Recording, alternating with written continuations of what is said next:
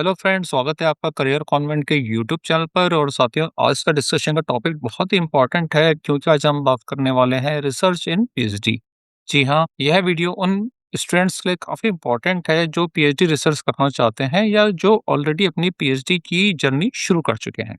अक्सर लोग बोलते हैं रिसर्च का मतलब सिर्फ गूगल से इंफॉर्मेशन कलेक्ट करना होता है। जी नहीं, research is much bigger than that.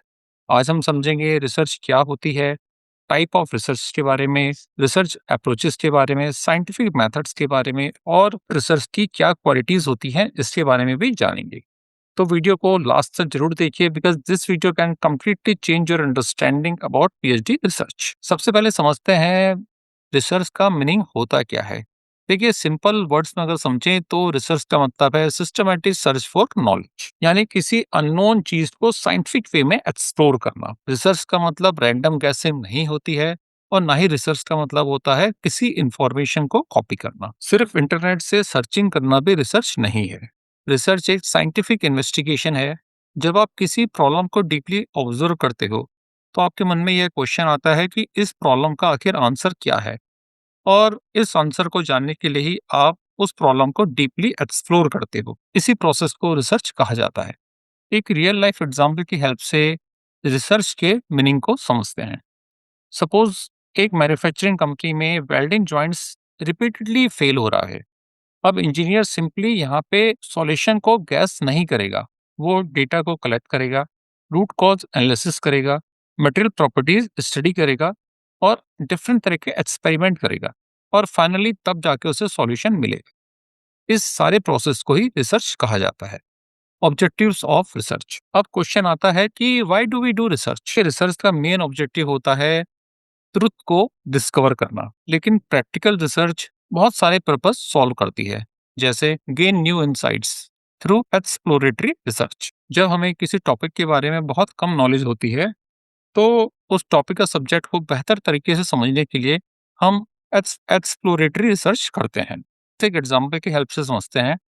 अगर हम यह जानने की कोशिश करें कि एआई का इम्पैक्ट फ्यूचर मैन्युफैक्चरिंग जॉब्स पर क्या होगा, तो इस तरह की जो रिसर्च होगी वो एक्सप्लोरेटरी रिसर्च कहलाएगी। Describe situations through descriptive research. इस तरह की रिसर्च में रिसर्चर किसी सिचुएशन को एक्यूरेटली डिस्क्राइब करता है।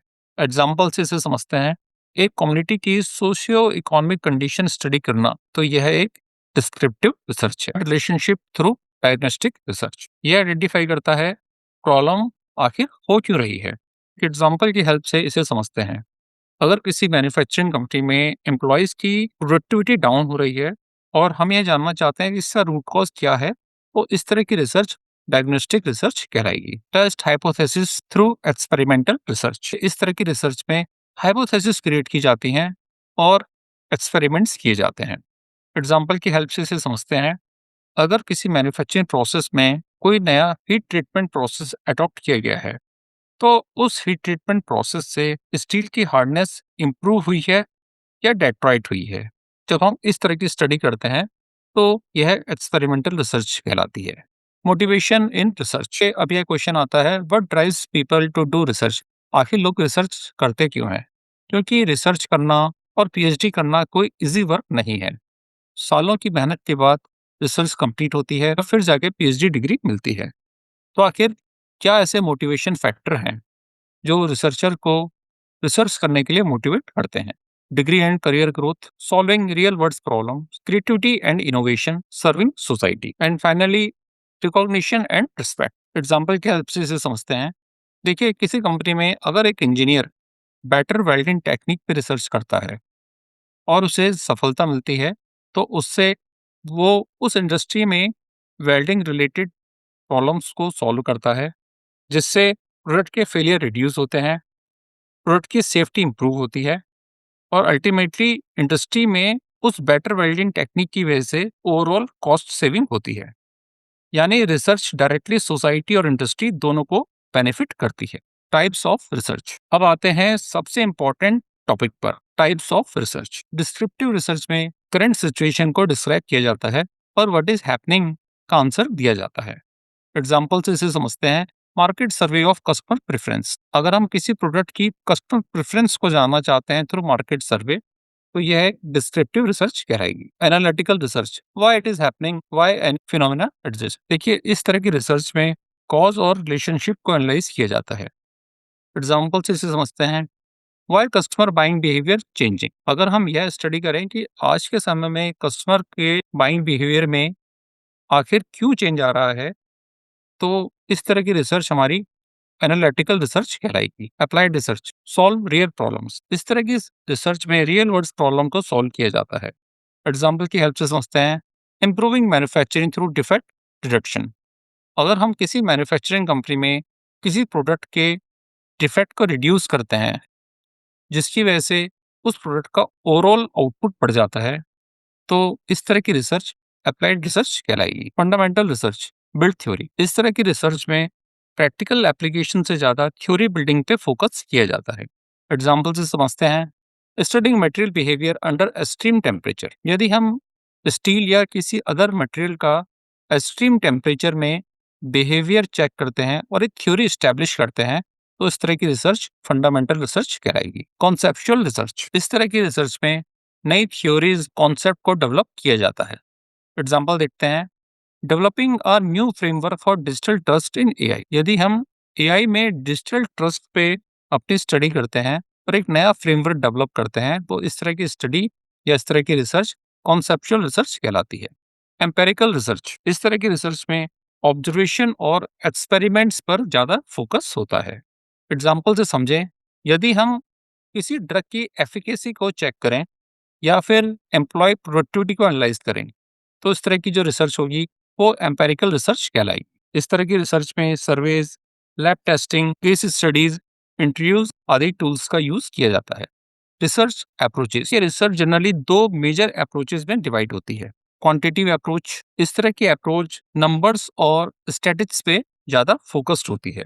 इस तरह की अप्रोच में रिसर्च के दौरान structural data, statistical analysis, charts and graphs का यूज किया जाता है ताकि हमें एक ऑब्जेक्टिव रिजल्ट्स मिले। एग्जाम्पल से सोचते हैं। यदि हम 1000 कस्टमर के सर्वे फीडबैक को एनालाइज करते हैं, तो इस तरह की जो रिसर्च होगी वो क्वांटिटेटिव अप्रोच के थ्रू की जाएगी। क्वालिटेटिव अप्रोच, इस तरह की रिसर्च में ह्यूमन बिहेवियर और एक्सपीरियंस को अंडरस्टैंड करना होता है, जिसके लिए डिफरेंट टूल्स जैसे इंटरव्यू, एथनोग्राफी और केस स्टडीज का सहारा लिया जाता है।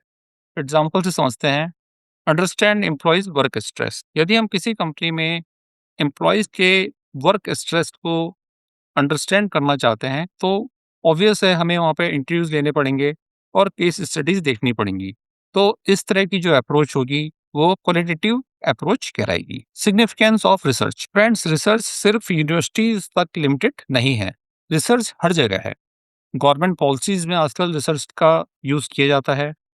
बिजनेस डिसीजंस में, मार्केट एनालिसिस में, सोशल डेवलपमेंट में। एग्जाम्पल से समझते हैं। Budget planning.